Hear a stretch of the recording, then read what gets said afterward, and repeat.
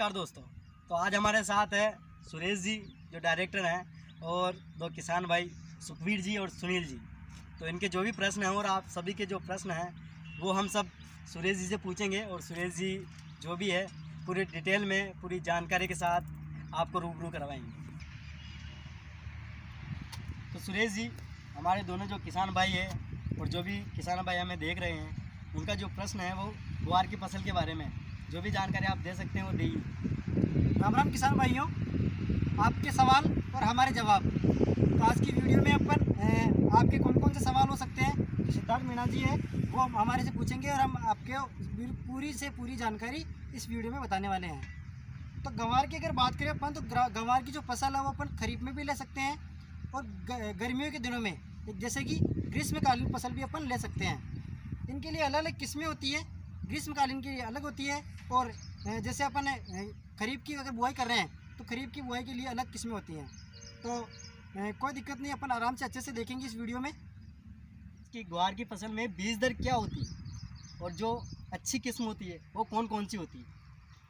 तो सिद्धार्थ जी अपन बात करेंगे इस वीडियो में और इसमें देखेंगे कि अपन जो गंवार की जो फसल है उसके लिए अपन को कितना बीज लेना है और बीज को किस तरीके से बुआई करनी है। जी जी। तो बीज अपन लेंगे लेकिन उसको किस तरीके से बुआई करेंगे तो इस देखेंगे कि जैसे पहले बीज लिया अपन ने तो बीज को FIR से अपन उपचारित करेंगे। एफ का मतलब फंजीसाइड, इंसेक्टिसाइड और राइजोबियम कल्चर। अगर अपन जो बीज ले रहे हैं उनको उपचारित करके अगर बुआई करेंगे अपन तो उससे क्या है कि अपना जो बीज है भूमि में डालने के बाद में जल्दी अंकुरण करेगा और अपना जो बीज है वो जो कीड़े मकोड़े होते हैं वो काटेंगे नहीं उसको और वो अच्छी सी उपज में वृद्धि करेंगे और अंकुरण जल्दी हो जाएगा। पहली बात तो ये है। दूसरी बात यह है कि अगर बीज दर की अगर बात करें अपन तो बीज दर के अलावा अपन गंवार की इस तरीके से बात कर सकते हैं। गंवार की जो फसल है अपने राजस्थान में, हरियाणा में और उत्तर प्रदेश में और मध्य प्रदेश में, ये जो राज्य हैं हिंदुस्तान के, इन राज्यों में और इनके अलावा बहुत सारे राज्यों के अंदर बहुत ज़्यादा क्षेत्र में उगाया जाता है। अगर राजस्थान की अगर बात करें अपन तो गंवार की फसल अपन जयपुर, अजमेर, अलवर, भरतपुर, हनुमानगढ़ उपज लेते हैं किसान भाई और अच्छी सी पैदावार भी करते हैं। आगे देखते हैं कि इसकी बीज दर की अगर बात करें अपन तो जैसे अपन उन्नतशील किस्मों की अगर बात करें अपन तो 15 से लेकर 20 किलोग्राम प्रति एकड़ के हिसाब से अपन बीज दर ले सकते हैं। या फिर अपन बीज दर की अपने पास खेत अच्छा है और कम भूमि है और अच्छी उपज लेना चाहते हैं तो अपन हाइब्रिड जो बीज लेते हैं अपन तो वो भी ले सकते हैं जो कि 12 से लेकर 15 किलोग्राम के हेक्टेयर के हिसाब से अपन बीज दर ले सकते हैं और अपन अच्छी सी उपज पैदा कर सकते हैं। जी सुरेश जी, हमारे दोनों भाइयों और किसान जो भी हमें देख रहे हैं उनका जो तीसरा प्रश्न है कि जो ग्वार की फसल उसमें चारों के लिए क्या किया जाए ऐसा। देखिए किसान भाइयों, जैसे गंवार की फसल अपने पास और इसमें चारा हो रहा है तो अपन चारा में देखें कि जैसे जो खरीफ ऋतु के जो चारे होते हैं वो सारे गंवार की फसल के अंदर होते हैं। उसके अलावा अगर जैसे ग्रीष्मकालीन की बात करें अपन तो उसमें भी चारा होता है। ये जैसे मोता है वो मोता कॉमन है।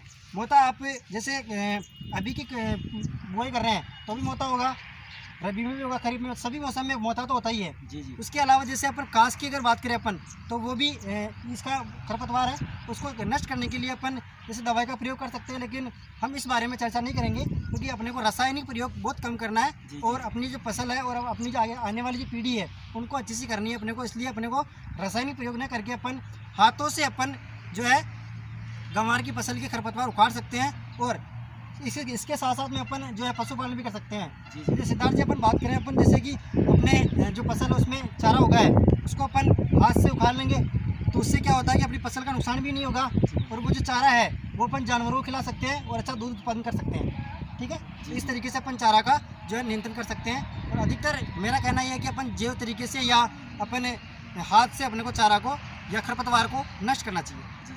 सुरेश जी ने कहा कि जिस प्रकार हम रासायनिक का उपयोग ना करके इस खरपतवार को, चारे को अपने हाथों से उखाड़ेंगे, निकालेंगे खेत से बाहर तो उसी का उपयोग हम जानवरों को खिलाने में भी कर सकते हैं। उससे दूध की वृद्धि भी होगी और जो अलग फसल है उसका उपयोग हम कम करेंगे और चारे का ज़्यादा करेंगे।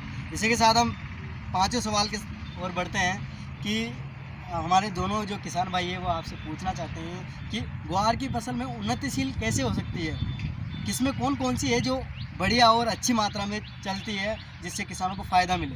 उन्नतिशील किस्में किसान भाइयों आपसे निवेदन है, सिद्धार्थ जी आपको एक बात बतावें कि जैसे अपन उन्नतशील किस्में अगर बोते हैं और अच्छी किस्म होते हैं अपन, तो अपना जो पौधा है वो भी अच्छा उगेगा, रोग कीट वो भी कम लगेंगे।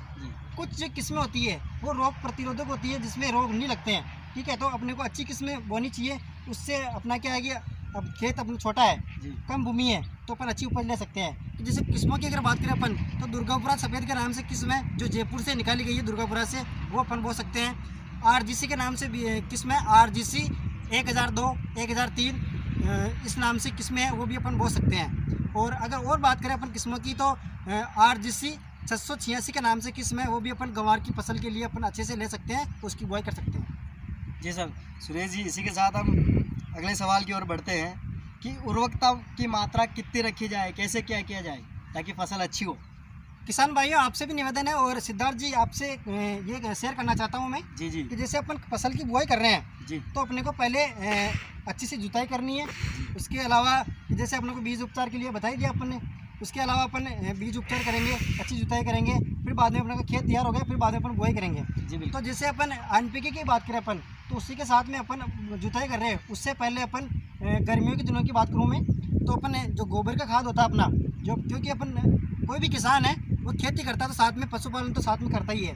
उसका जो गोबर है अपने को हर जगह नहीं डाल के अपन अपना खेत में डालेंगे अपन, और अपनी जो उपजाऊ मिट्टी जो है उसको अच्छी सी उपजाऊ बना सकते हैं और अपनी अच्छी उपज ले सकते हैं। अगर गोबर की खाद की बात करें दोस्तों, तो गोबर जो है 15 से 20 क्विंटल प्रति हेक्टेयर के हिसाब से अपन गोबर की खाद ले सकते हैं और अपनी जो फसल है गंवार की उसके अंदर डाल सकते हैं। नेक्स्ट अगर बात करें अपन जैसे नाइट्रोजन, फास्फोरस और पोटास की, तो नाइट्रोजन की मात्रा 20 किलोग्राम प्रति हेक्टेयर के हिसाब से लेते हैं इसमें, और पोटास की मात्रा 40 किलोग्राम प्रति हेक्टेयर के हिसाब से लेते हैं। और पोटास की मात्रा जो है वो 0% के हिसाब से ले सकते हैं या 10% के हिसाब से अपन ले सकते हैं। कि जैसे अपन गंवार की बात करें अपन, तो गंवार जो है ये पशु आहार में बहुत काम आने वाली चीज़ है। और दूसरी बात यह है कि अपना जो जानवर है, दुधारू पशु अपने पास, तो अपन गंवार का चारा खिलाएंगे अपन। जैसे गंवार का कुछ पौधा है अपने पास, अपन ने इसकी फलियाँ तोड़ ली, फिर बाद में जो इसका चारा होगा, भूसा होगा, वो अगर अपने को अपन जो पशुओं को खिलाएंगे तो उसमें दूध में भी अच्छी सी मात्रा बढ़ेगी और दूध का उत्पादन भी अच्छा होगा। तो जैसे गंवार की बात करें अपन, तो गंवार को जो है वो अपने पशुपालन के अंदर बहुत ज़्यादा काम लायक चीज़ है ये, और इससे क्या है कि पशु आहार भी बनता है। नेक्स्ट अगर बात करें अपन इसमें गंवार की, तो गंवार में जो है NPK की मात्रा हमने डिस्कस करी है, तो इस तरीके से अपन जो है NPK की मात्रा डाल सकते हैं। जी जी सुरेश जी, बिल्कुल। और जो हमारे किसान भाई हैं उनका जो लास्ट आपसे प्रश्न है वो ये है कि किस प्रकार इसकी पैदावार बढ़ाई जा सकती है, पैदावार कैसे क्या किया जाए कि पैदावार कम ज़मीन में, कम भूमि में ज़्यादा से ज़्यादा हो सके। सिद्धार्थ जी आपको बताऊं मैं कि जैसे अपन गंवार की और बात करें अपन, तो इसमें रोग और कीट भी लगते हैं वैसे, तो अगर वो नियंत्रण हो गया तो अपनी पैदावार अच्छी होगी। जी बिल्कुल, ठीक है। तो अपन जैसे रोग की अगर बात करें अपन, और कीट की अगर बात करें, तो कीट जो इसमें प्रमुख कीट है कैटरपिलर, जो कीट है कैटरपिलर के नाम से और जेसिड के नाम से, वो जो रोग है, वो जो कीट है वो ज़्यादा लगता है इसके अंदर। तो इसके नियंत्रण के लिए अपन मोनोक्रोटोफॉस जो दवाई आती है उसका छिड़काव कर सकते हैं अपन। जी जी। और रोग की अगर बात करें इसमें, तो रोग जो है इसके अंदर जो मतलब इसमें जो रोग है वो ब्लाइट के नाम से, बैक्टीरियल ब्लाइट के नाम से रोग लगता है इसमें, और उसके नियंत्रण के लिए अपन M45 डाइएथेन M45 के नाम से दवाई आती है, उसका छिड़काव अपन अच्छे से कर सकते हैं। सिद्धार्थ जी आपको एक बात और डिस्कस करना चाहता हूँ वैसे में। जी जी, आप अपनी जो भी जानकारी है जैसे गंवार की फसल अपन डिस्कस करी है, तो इसकी अगर उपज की अगर बात करें प्रति हेक्टेयर के हिसाब से अपन, तो 10 से 15 क्विंटल प्रति हेक्टेयर के हिसाब से इसकी उपज होती है। जिस तरीके से अपन ने चर्चा करी उस तरीके से अगर बुआई करे किसान तो जी जी। तो किसान भाइयों आपसे निवेदन ये है कि जैसे अपन ने चर्चा करी है गंवार की फसल के लिए, तो इस तरीके से अगर अपन बुआई करते हैं तो 10 से 15 क्विंटल प्रति हेक्टेयर के हिसाब से अपन उपज ले सकते हैं और इससे पशु आहार बना सकते हैं। और दूसरी बात यह है कि इसका जो बीज है वो अपन दूसरी फसल के लिए रख सकते हैं और उसको अच्छी सी उपज मतलब उपचारित करके भी बुआई कर सकते हैं।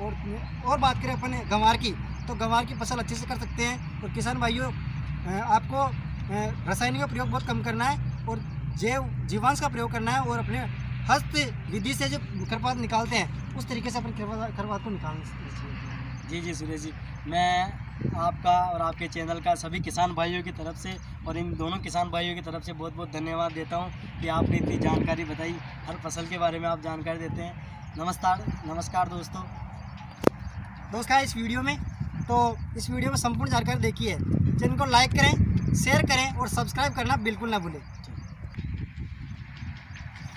मैं सभी जो इस वीडियो को देख रहे हैं, सभी किसान भाइयों और मेरे दोनों किसान भाई और सुरेश जी, सभी का मैं तहे दिल से धन्यवाद देता हूँ। चैनल को लाइक करें, शेयर करें और किसान भाइयों तक ये जो चैनल है और इसमें जो वीडियो का कंटेंट है उसको अच्छे से पहुंचाएं। और मैं आज के लिए बस इतना ही। अपन मिलते हैं इसकी नेक्स्ट वीडियो में, तब तक के लिए जय हिंद, जय भारत।